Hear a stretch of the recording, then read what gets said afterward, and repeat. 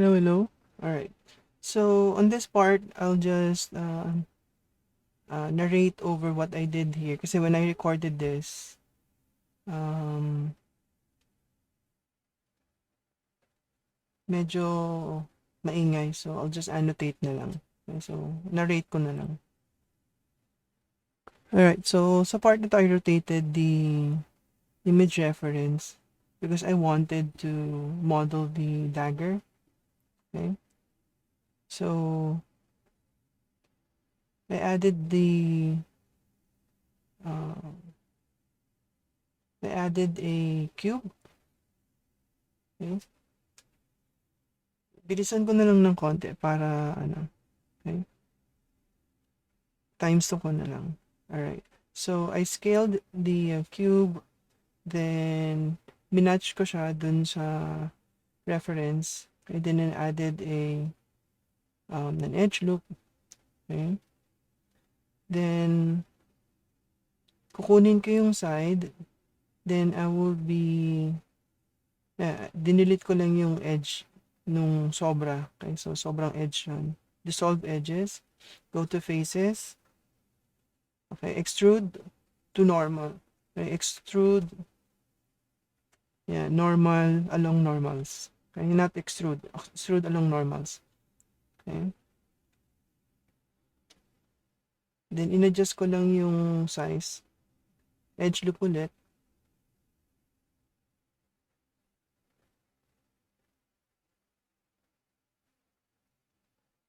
Okay, edge loop. Then, resize. I-move ko lang, pinantay ko lang siya. Okay.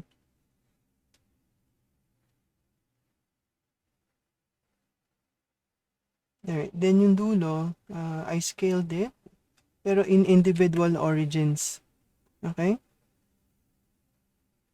Para pag-rotate, pag-scale ko, affected yung each faces, tsaka yung katabi niya. Okay? Then, tinurn on ko yung proportional editing.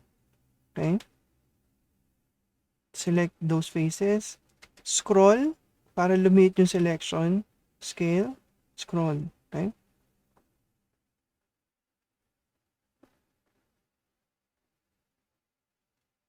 Alright. So, I selected that area. Binaba ko siya. Turn off proportional editing. Tapos pataas. Okay? Ganyan kasi yung shape nung dagger. Now, ayaw nyo gumalaw, balik natin yung individual origins sa median point or active element. Ay, median. May median point. So, select natin yung dulo, dalawang side. I-scale natin. Okay.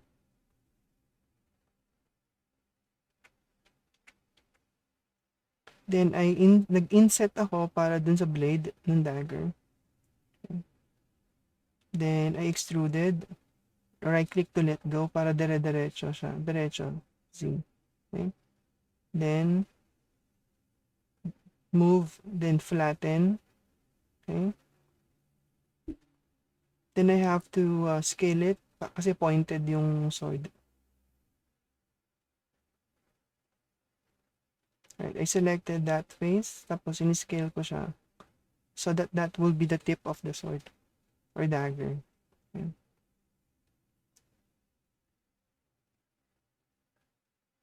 Alright, so inserted edge loops. Okay, tapos finlatten ko yung selection, yung edge loop.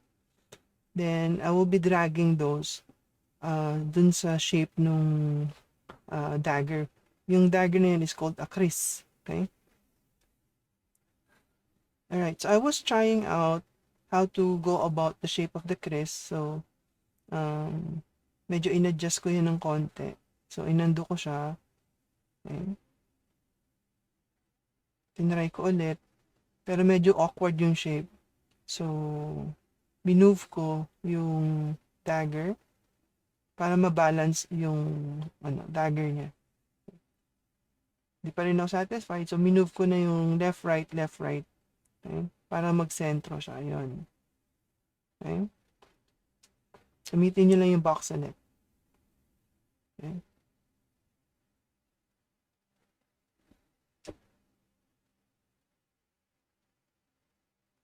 Alright, so I'll be shaping in.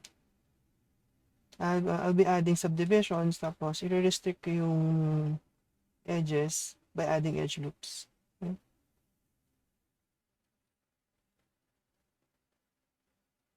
Alright, edge loop ulit. Then edge loop sa baba to tighten the area. Okay? Another edge loop.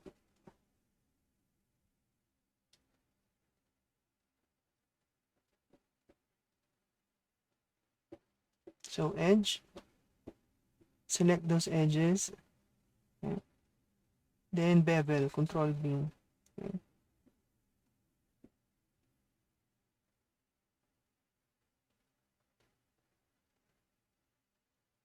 Alright, so I added another edge loop to control the smoothing. Okay?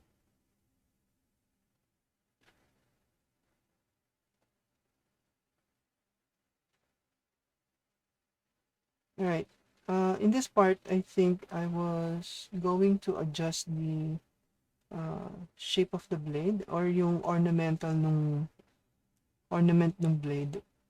So, we'll just see. Ayun, yung part na yun. Ito. Yung part na to yung gagawin ko dito.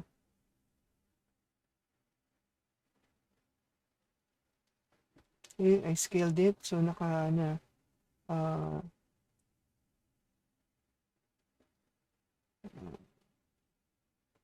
wireframe mode. Alright, so Alt-C.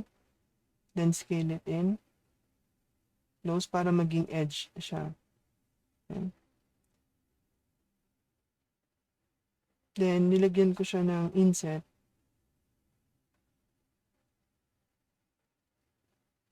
Press I. Inset.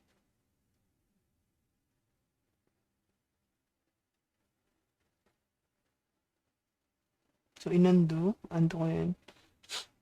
The same with that, inset din. Okay, ginawa ko siyang same. In-adjust ko rin yung shape. Okay, para pantay.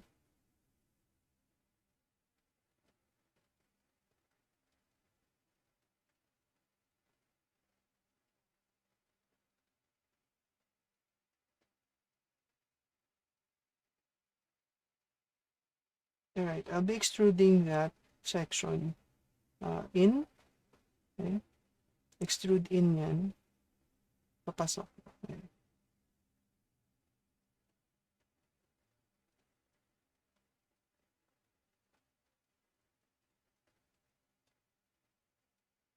Hindi natin makita yung extrusion kasi wala siya material.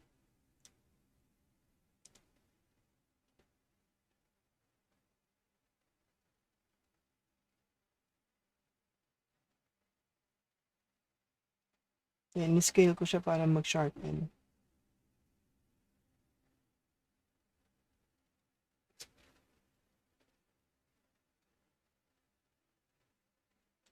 So, I selected those parts para adjust yung blade. In-adjust ko lang ng konti. Para maging pointy.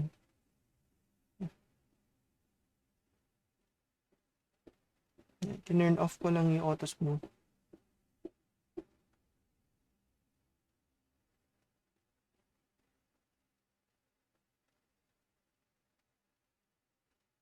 So, sinilect ko yung handle.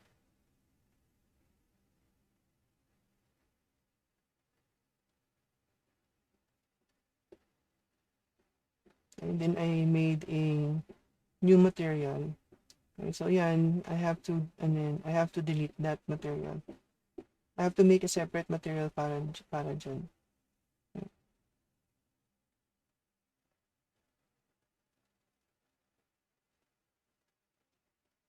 So, object mode, remove material. So, new material. Okay. I use the same material pala. Kaso there are two materials, yung isa magiging metal. Okay, so I added edge loops. Okay. I'm trying to make a sort of wrap for the dagger. Okay. Then bevel, control B. Then extrude faces dapat. So, extrude faces along normals. Papasok. Okay. Yan. Para magkaroon siya ng grip. Okay. Then I also selected that area. Tapos extrude in. Okay. Then yung bottom, nilagyan ko rin ng extrusion.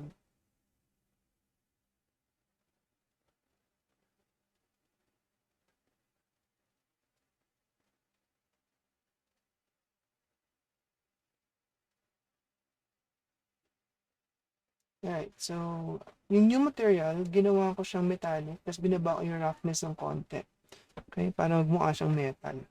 Then yung naiwan na decoration sa likod, in-extrude ko na lang dun paloob. So, I have to adjust yan, part na yan. So, select those faces, then extrude in.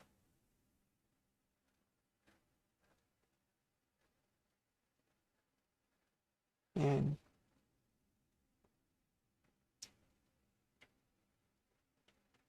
So, bilisan ko lang ng konti.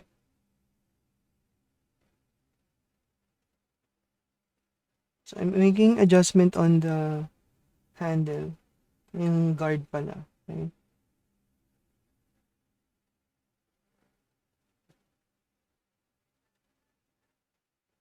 So, I added a edge loop para makontrol pa yung shape even further. Okay? So, I think maliit yung dagger. Yung handle ng dagger, in-adjust ko pa yan kasi medyo ano siya, maliit. Right, nag-add ako ng edge loop para ma-tighten yung tip. Then, finlatten ko siya para maging sharp. Okay.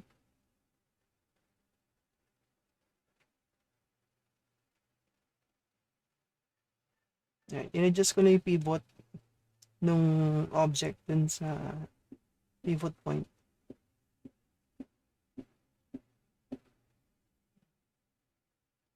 Ayan. Pinalik ko sa original yung reference, nilagay ko malapit sa kamay yung dagger.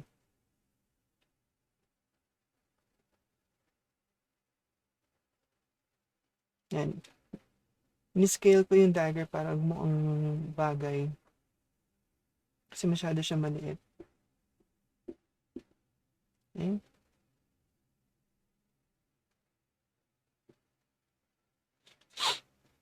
Alright. I think that's it for that part. Then yung next. Okay. So here, we'll be texturing the face. Okay. So sinelect ko yung ano lang, yung eye. So Smart UV project.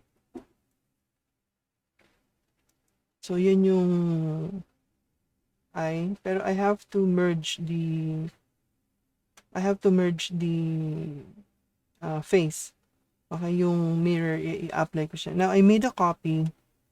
Okay, gumawa ako ng copy nung progress ko para at least may babalikan ako na hiwa-hiwalay yung mesh. Okay, so save as. Then I made another file. Okay. So, pag minerge ko yung mga files, at least may babalikan ako na hindi pa naka-merge. Okay. So, I think I'm hiding all of the objects. Okay. So, right-click, move to collection, new collection, okay, collection 3. So, mapupunta siya doon sa collection, tapos pwede mo siyang i-hide, pati render. Okay, move to collection, collection 3. Pag kinlik mo yung part na yun, yung camera part dun sa, sa part ng collection, hindi siya mare-render. So, dapat naka-click din yun, naka-hide. Okay. So here I've decided to apply the mirror. Okay, so ayan. Tapos naka-select na yung dalawang faces. Unwrap. I rotate. So I was trying to find here, okay, which one is right and which one is left. Okay, so I had to create a new texture. Okay? Grid din nilagay ko pero hindi ko rin syempre identified kasi walang number, walang letter. So, I have to make adjustments. Okay? So, i-attach ko, gagawa ako ng new material here. Okay? Para dun specifically sa mata. Okay? So, new. Then, baba ng konti yung roughness. Okay? Assign it. Then, go to shading mode. Then, we need to attach a texture. Okay? For the eye. So, UV editor. Then, okay, image texture, color, okay. Then we need to add a texture, okay, para lang ma-check natin yung UV, okay. Alright, so hinahanap ko here which one is right, which one is left. So i-rotate ko siya, okay. So turn on your move tool para magamit niyo yung rotation. So here kasi medyo nag-experiment ako dito or trying to find which one is right or left until I decided to add a UV texture checker. Bilisan ko ng konti. Okay. Ayun, so meron siyang UV checker kaso still walang number, walang letter. Nag-apply siya kaso hindi ko makita yung which one is right, which one is left. Okay? So here, nag-search ako ng UV checker. Okay. Huwag kayong gagamit ng WEP, EBP na file kasi hindi siya mag-work. Okay, so try to find something else. Kailangan PNG or JPEG. Okay, I'll speed it up. Okay. Until I selected that one, which actually is readable in Blender. So, change ko siya. I use that. So, ayun. Ngayon, I would know kung sino yung gumagalaw, which one is right, which one is left. Okay?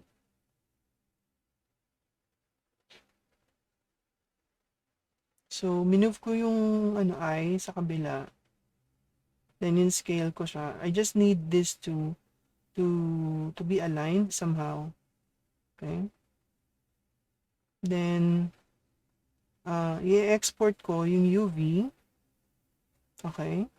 So, I'll go to UV, tapos export UV layout. Okay? Then, eyes. Yung size, ginawa ko ng 1,000 para medyo mataas. Okay? So, 400 lang siya. So, I made it 1,000 by 1,000. Okay? Export UV layout. Then, I went to Photopea. Matagal kasi mag-open si Photoshop. So, in-open ko yung UV na in-export ko. Kaya eyes yun eh. Hindi ko makita. Nalula na ako. Okay. Okay. So, eyes. Yung file name nung nilagay ko na UV. Okay. So, open na siya. Then here, gagawa ako ng eye. So, nag-search ako ng anime eye online. Pwede kayong gumamit, then i-edit siya. Pero somehow, I went in to actually make my own eyes based dun sa reference natin.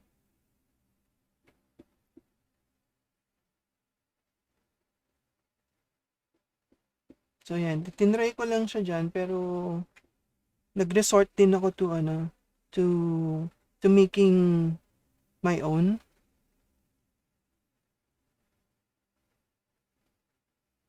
Pinakita ko na yung process. So, inuha ko na lang siya. Okay. So, I just drew the eyes based on the reference. Okay. So, standard lang naman yung hard brush. Okay. Now, if medyo nagkaka-problem yung brush ko, it's because parang hindi applicable sa Vivaldi yung ano, yung photopea. Yung alt niya kasi nagkaka-problem. So, yeah. So, anyway, um, I just drew in the eyes. So, bilisan ko na lang siya ng konti. Okay? Ayan. So, I was trying my way on to making the eyes. Okay? So, hard brush lang siya. Ayan. Then, pinag-iisipan ko if I'm going to make it like a crescent or I just have to uh, yan, cut a hole tapos lagyan na lang ng mask. Okay?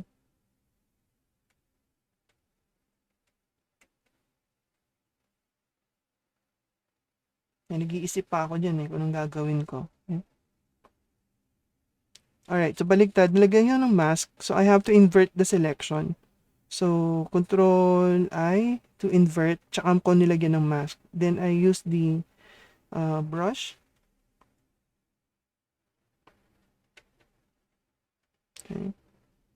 Yung mask ako nag-select, tapos iso-soften ko yung selection.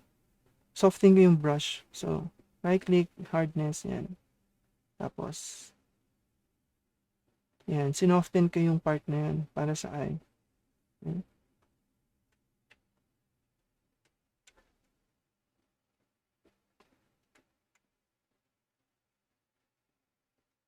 Then, yung mask, inayos ko siya kasi masyadong mababa. So, yan, itinaas ko siya ng konti. Then, for the dark of the eyes, lagay ako ng lighter na gradient para dun sa mata. Okay. Dark, tapos light. Bluish, and something yan. So,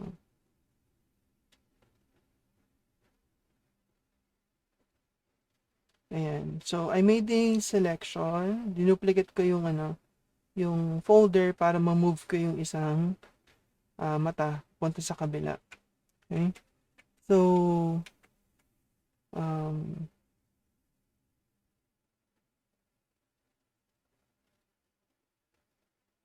I had to scale the eyes para maging siya, pahaba. Okay? Then, hindi ko ma-select yung kabila kasi na-duplicate ko yung isang object. Okay? So, nakalock pala siya. Tinanggal ko lang yung lock nung copy. Yan. Okay.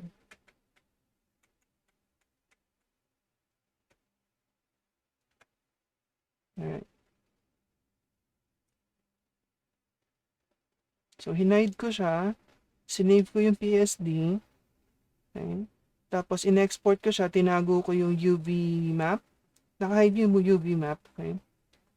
So, yun yung gagamitin ko for the texture. So, yan. I-attach ko yung eyes. Okay. So, click ka doon sa may UV and then set it to the texture. Now, yung mapansin nyo, yung part na yan, medyo naka-soft, siya, subdivide. So, tinanggal ko yung subdivision dun sa part na yan para hindi mag-soften yung mata. Kasi I need it to be sharp. Then, yung eyelash, yan, ayun no. Diba? So, kailangan kasi, hindi naka-subdivide yung model.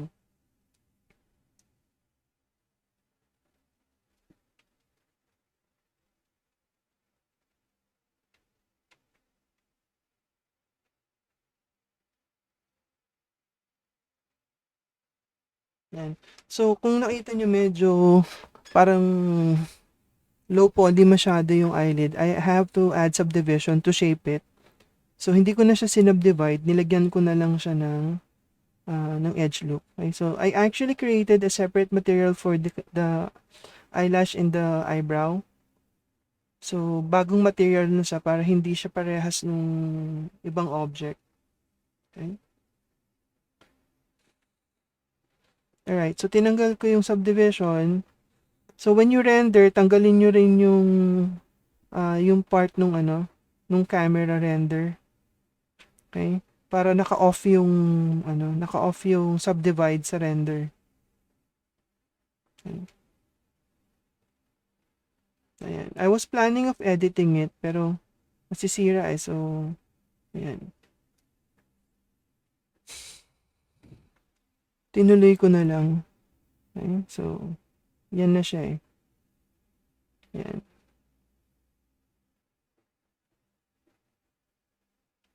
Ayan. So, nilagyan ko ng subdivide para mag-shape ng maayos yung eyebrow.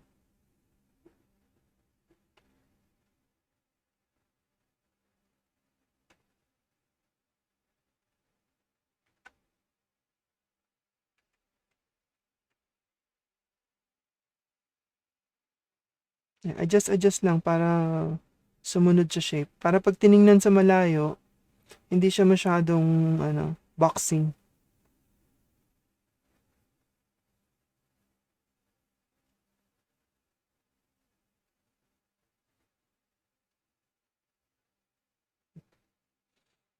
Dito sa part na to, I'm just making necessary adjustments. So, as it is, mukhang okay na siya. Parang tapos na siya. So, most of it is just tweaking na lang. Okay, then later, close to the end of the video would be yung uh, yung kanyang pedestal. Okay, yung tatayuan niya. So, iti-texture ko yun later. Okay. So, ayan, nilaliman ko lang yung sa mouth niya para mas makita yung shadow nung bibig niya. Okay. Then, yung nose, nilagyan ko lang din ng edge loop yan. So, you would actually see it. Okay.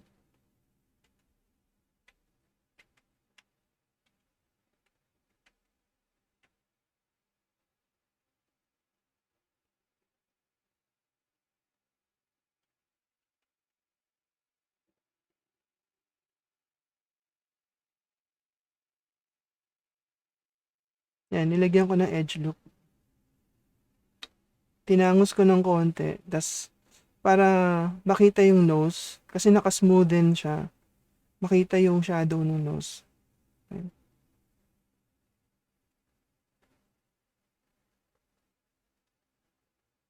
Then basically, it's done for the available time that we have. So, I'm supposed to post it. Ipopost ko sana yung character kaso kulangin na sa oras with what you have. Okay, so patapos na yung semester kasi sa inyo. Pero dun sa isang class ko, meron pa kaming 6 weeks. So, sa kanila, maipopost nila yan. So, nakapost yung character. For you, okay na yung ganito. Then, lalagyan na lang natin siya ng lighting tsaka pedestal. Okay. If ever you see objects na hindi kailangan sa render, hanapin nyo lang on the outliner. Hanapin nyo lang somewhere around here, dito. Hanapin nyo dito yung mga items na hindi nyo na kailangan, tapos i-delete nyo na. So here I'm looking for a night HDRI na setting. So kumuha ako ng medyo makulay para maganda yung bounce ng light sa kanya.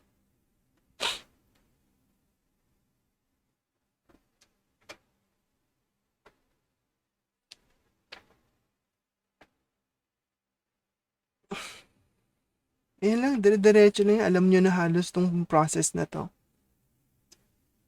Okay? So I'll just let it be. So panoorin nyo na lang yung part na to. Okay? So nagawa na naman natin yung turntable dati. Okay? So I'll just set it uh, to the original playback speed.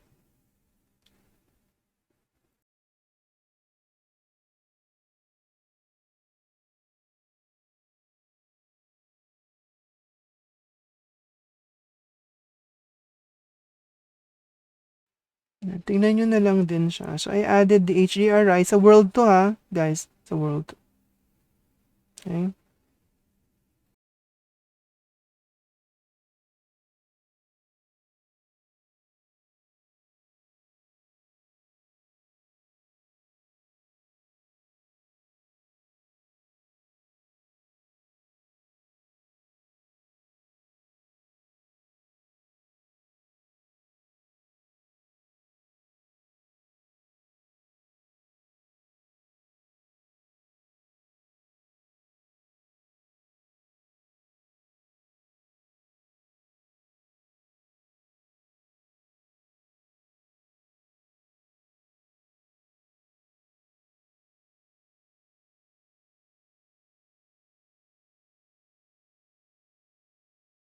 Alright, so yung lighting dito, this is just an area light. Tapos iba-iba lang siya ng intensity. So, the power would be around like 2,000.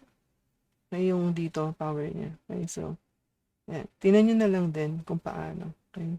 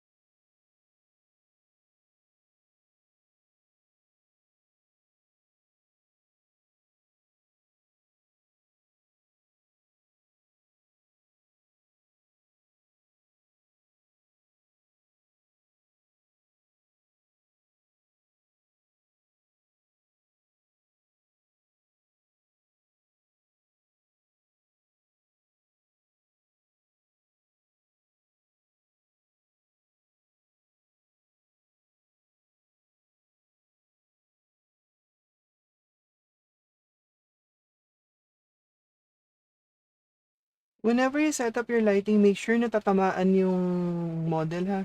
Then choose different colors of lights para hindi siya uh, para mas dynamic yung lighting. Tapos make sure yung intensity ng bawat light hindi pare-parehas ng amount. So yung key light nyo would be the strongest, then the rest are softer. Ay mababa ng konti.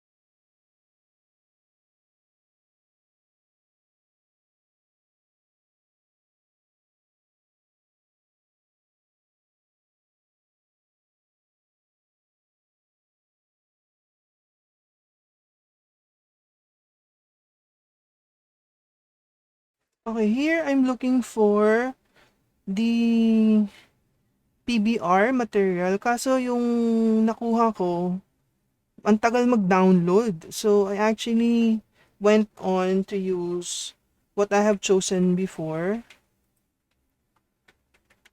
Okay? So, ito yung part na medyo may intayan ng konti. Okay? So, ang tagal. Nagkaroon ng problem yata sa internet dito. So, I just went in, tapos I added the cylinder para dun sa um, sewer cover. Okay? But most of the textures here are just the ones that I actually got first. So, yung una ang nakuha ko. Then, yung dinownload ko, wala na, hindi ko na tinuloy. So, yun na lang. Alright, anyway, yung cover na to, kinuha ko yung face ilalim, dinelete ko siya. And then, I selected the edges, okay, bevel, scroll, tapos para maging tatlo yung, fraction. Okay, then, merge center. Okay, inset, merge, M, then merge to center. Okay, yan yung sewer na tatapakan niya. Then, the rest is just, editing the UV para mag-fit dito sa ating pedestal.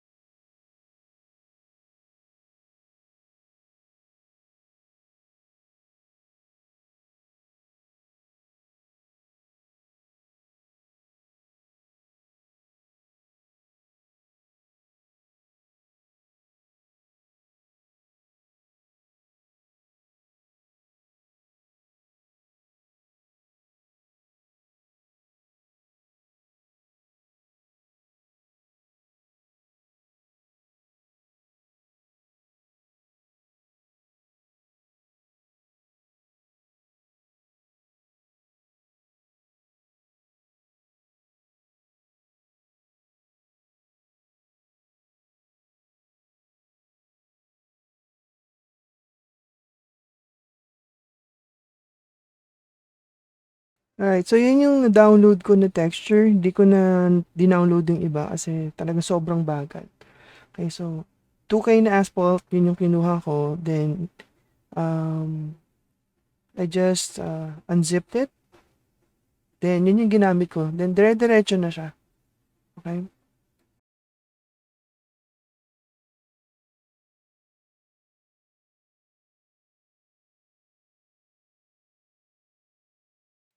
So, sundan nyo na lang siya. Familiar na naman kayo dun sa approach natin. Okay? So, I'll just mute my microphone.